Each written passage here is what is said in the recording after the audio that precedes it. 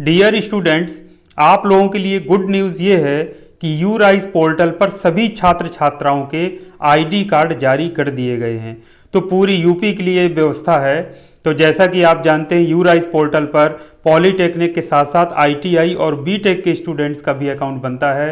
तो उनके भी आईडी कार्ड का जो फॉर्मेट होगा वो लगभग सेम होगा। इस तरह से आप कह सकते हैं कि पूरे प्रदेश में आईडी कार्ड का जो फॉर्मेट है, जैसे पॉलीटेक्निक की बात करें तो सभी पॉलीटेक्निक के छात्रों के लिए बिल्कुल एक समान होगा।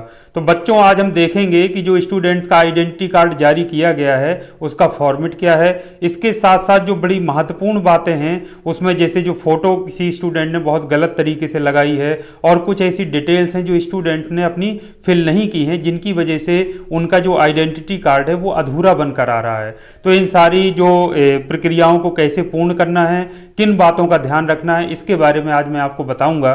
तो आइए देखिए, शुरुआत करते हैं। सबसे पहले मैं आपको दिखाता हूं, ये आप देखिए एक आइडेंटिटी कार्ड है। तो यहाँ आप देखिए जो आइडेंटिटी कार्ड का फॉर्मेट होगा उसमें यहाँ पर इंस्टीट्यूट का लॉगिन लगा होगा, जहाँ लोगो लगा होगा, जहाँ के भी आप छात्र हैं जिस संस्था के, वहाँ का लोगो। जैसे ये गवर्नमेंट पॉलीटेक्निक बरगढ़ का है तो यहाँ लोगो लगा है, स्टूडेंट आइडेंटिटी कार्ड लिखा है, संस्था का नाम लिखा है, ईमेल आईडी संस्था का लिखा होगा, वहाँ का कॉन्टैक्ट नंबर लिखा होगा। यहाँ बच्चों आप देखिए, यहाँ स्टूडेंट की फोटो होगी।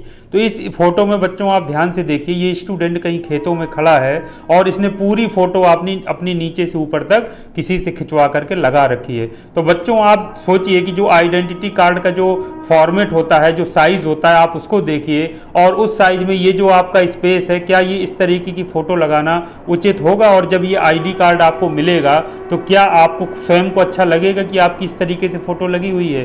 तो बच्चों, जो पासपोर्ट साइज फोटो जिस तरह से आप खिंचवाते हैं, तो रिसेंट साइज फोटो आप कैमरे से भी किसी से खिंचवा करके इसमें लगा सकते हैं, लेकिन उसको सही तरीके से बैकग्राउंड सही रखते हुए, सही अच्छे कपड़े पहन करके आप उसको यहाँ पर लगाइए, ताकि आपका उसमें बिल्कुल फेस क्लियर रहे कि हाँ, ये जिस स्टूडेंट का आइडेंटिटी कार्ड है ये वही स्टूडेंट का फोटो इसमें दिख रहा है।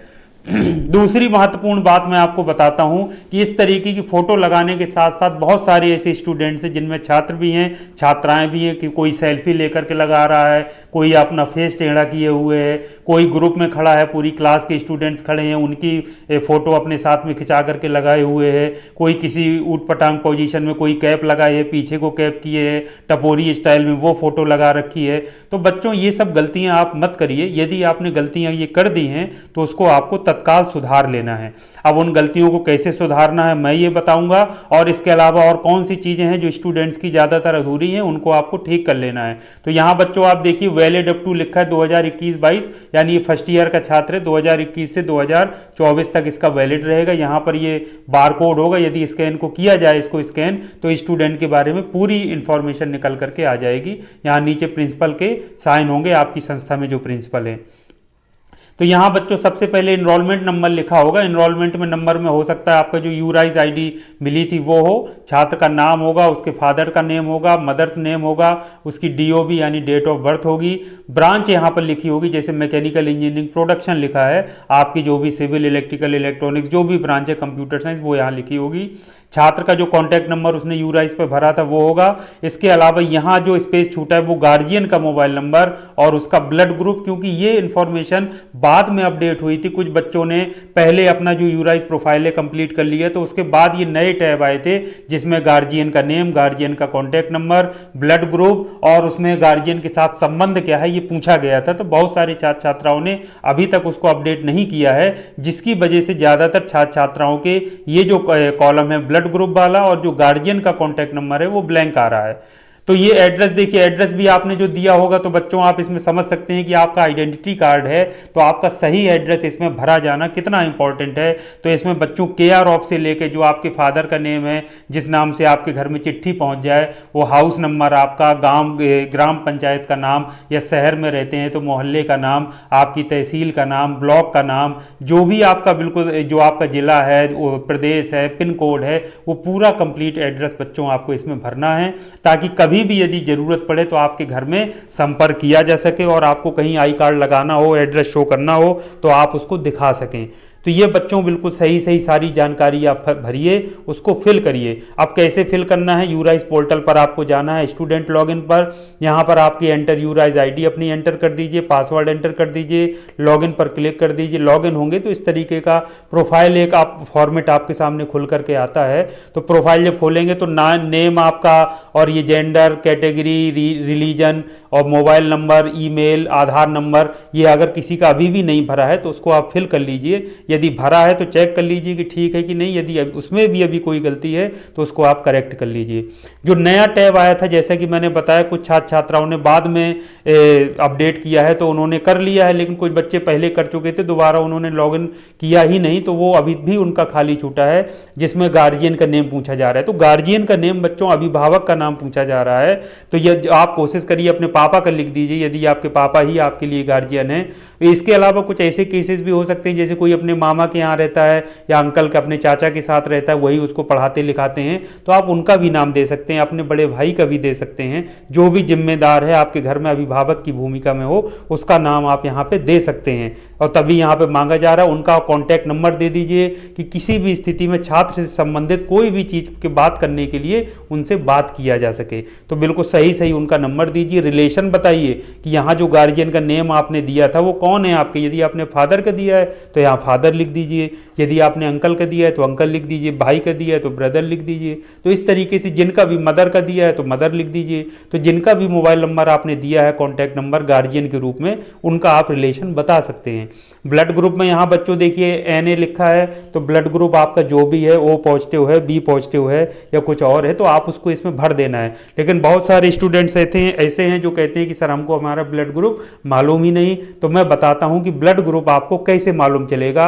बच्चों, जो भी सरकारी अस्पताल होते हैं, चाहे वो जिला अस्पताल हो, चाहे वो सामुदायिक स्वास्थ्य केंद्र हो, चाहे प्राथमिक स्वास्थ्य केंद्र हो, आपके घरों के आसपास कहीं ना कहीं होंगे।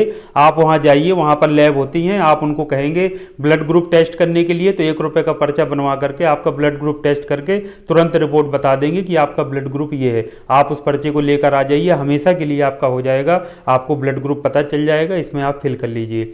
दूसरा बच्चों है, कोई कहता है कि हमारे अस्पताल दूर है, वहाँ सुविधा नहीं है, तो बच्चों प्राइवेट जो आपकी पैथोलॉजी होती है, जहाँ मलेरिया टेस्ट और आप ये सब कराते हैं, सभी जगह छोटे छोटे ग्रामीण क्षेत्रों में भी आजकल पैथोलॉजी लैब है। 40-50 रुपये आपसे लेगा, टेस्ट करके तुरंत आपको बता देगा कि आपका ब्लड ग्रुप ये है। उसमें ना समय लगता है ना ज़्यादा कोई झंझट है। तो बच्चों, ये आपको ब्लड ग्रुप आपको अपना चेक करा करके उसमें ज़रूर भर देना है। कोई बहाना नहीं बनाना है कि हमारे घर से दूर है, हमें मालूम नहीं, हमें पता नहीं, हमें कोई बताने वाला नहीं। मैंने आपको सारा चीज़ बता दिया है, आपको ये कर लेना है। तो बच्चों, इस तरह से आपने देखा कि सारी चीज़ें जब आप इसमें फिल करेंगे, सही तरीके से अपनी फ़ोटो आप लगाएंगे, तभी आपका आईडी कार्ड अच्छा बन करके आएगा और आपको भी अच्छा लगेगा। 3 साल जो फर्स्ट ईयर में आया है तो 3 साल उसको संस्था में अध्ययनरत रहना है, यही आईडी कार्ड आपके पास रहेगा। कहीं ज़रूरत पड़ जाती है तो किसी को दिखाना है, कहीं कोई ऑफिशियल डॉक्यूमेंट्स के रूप में आपको प्रस्तुत करना है। बहुत सारी ऐसी स्कीम्स निकलती हैं जहाँ पर स्टूडेंट्स का आईडी कार्ड मांगा जाता है। जब आप वहाँ पर लगाएं तो सारी चीज़ें क्लियर रहें, सब कुछ फ़ोटो इसकी क्लियर रहे, उसकी पहचान की जा सके स्टूडेंट की, उसके जो एड्रेस है, जो कॉन्टैक्ट नंबर है, उसकी सभी चीज़ों की, संस्था की सब चीज़ों की पहचान आसानी से की जा सके। तो ये बच्चों बहुत ही ज़रूरी चीज़ है और ये सभी को करना है, चाहे जो ITI के छात्र हैं, BTech के हों या पॉलीटेक्निक के। यदि उनका यूराइज पोर्टल पर लॉगिन ID पासवर्ड है तो सभी को अपनी प्रोफाइल के माध्यम से अपनी प्रोफाइल को अपडेट कर लेना है। और मैं आपको बच्चों ये भी बता दूं कि ये जो ID कार्ड आए हैं वो संस्था के जो लॉगिन होता है सेकेंडरी यूज़र का, उसमें आए हैं और संस्था की तरफ से फिर आपको प्रिंट करा करके इसको आपको दिया जाएगा। तो आपको बिल्कुल परेशान नहीं होना है। पूरा फॉर्मेट मैंने आपको दिखा दिया है कि फॉर्मेट क्या है। इसी फॉर्मेट में आपको आई कार्ड मिलने वाला है। तो अब आप सारी चीज़ों को देख लीजिए कि आपकी जो जो चीज़ें हैं वो बिल्कुल सही लिखी हैं या नहीं लिखी हैं, कहीं भी किसी भी तरह से उसमें कोई मिस्टेक तो नहीं है जिससे आपका आई कार्ड खराब हो जाए। और फिर जब आई कार्ड आपका फ़ोटो गलत तरीके से लगी होगी, आपको खुद को अच्छी नहीं लगेगी, फ़ोटो धुंधली होगी, पुरानी होगी, आप परेशान होंगे, बार बार संस्था जाएंगे, कहेंगे, आपकी कोई बात सुनेगा नहीं, क्योंकि किसी के पास इतना समय नहीं आपको बार बार बार कहने के बाद भी आपको बात आप अनसुनी करें और फिर बार बार जा करके परेशान हो, छोटी छोटी चीज़ों के लिए कहें कि सर हमारा अपडेट कर दीजिए दूसरा प्रिंटआउट, तो बार बार प्रिंटआउट बच्चों नहीं निकलता है। दूसरा महत्वपूर्ण बात, ये सभी के लिए, चाहे प्राइवेट इंस्टीट्यूट हो चाहे गवर्नमेंट इंस्टीट्यूट हो, यूराइज पोर्टल पर है तो आपको अपडेट करना है। इस बात का इंतजार मत करिए कि हमारे इंस्टीट्यूट या संस्था की तरफ से जब बताया जाएगा तब हम अपडेट करेंगे। इसमें बच्चों संस्था का कोई रोल नहीं है, ये आपको अपनी प्रोफाइल से अपडेट करना है। तो अपनी फोटो, अपना ब्लड ग्रुप, अपना कॉन्टैक्ट, गार्जियन का नेम, कॉन्टैक्ट नंबर, सारी चीज़ों को अपडेट आप स्वयं कर सकते हैं। तो आपको अपडेट करने की जिम्मेदारी ये आपकी है और उसको चेक करना वो संस्था की जिम्मेदारी है, वो संस्था चेक कर लेंगे। संस्था के द्वारा